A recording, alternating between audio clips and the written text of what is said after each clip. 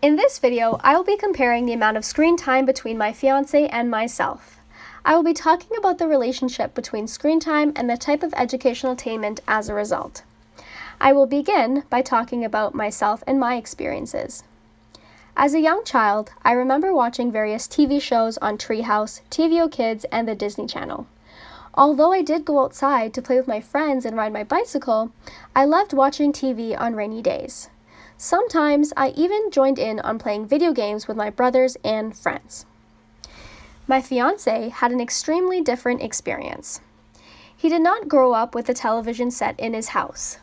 Instead, he played on the streets with his friends and enjoyed being outdoors. Now, let us talk about our studying habits. Since a part of my free time was spent in front of the television, I did not dedicate as much time to studying. I did the required homework and then either went outside to play or I watched television. As for my fiance, he never watched television. He spent most of his time studying. Only on rare occasions would he play video games. But the problem was that once he did, he couldn't really get off of it and away from the screen. We can see a problem here.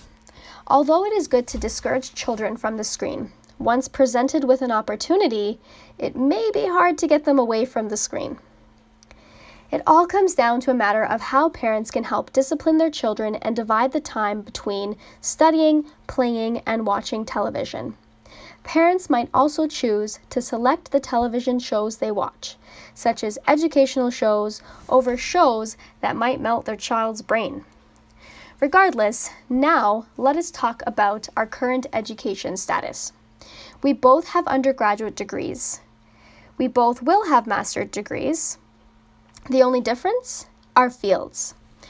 My education is a general arts degree, while his is a degree in engineering. My graduate degree is in education, or it will be once I graduate, while his is in engineering. Needless to say, I wonder whether screen time has anything to do with this, or is it genetics? Do our genes have to blame for our ability to do well in a certain subject? I was never good at math, despite spending countless hours on my homework.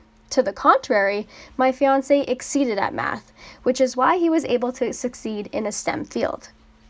A huge part of me wishes I studied even harder to get better grades at math and science. But a small part of me is grateful for the amount of time I spent outdoors and watching television. I really got to enjoy my childhood. It is going to be interesting to see the way in which we discipline our own children on how much screen time they will get.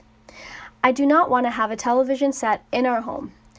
This will allow our children to develop creative minds. Instead, they can learn an instrument, practice their math, or even learn to participate in fixing things around our house. The question is, where does the line draw with screen time? At what point is screen time more to blame than simply genetics? What do you think? What are your experiences with screen time compared to what your education is?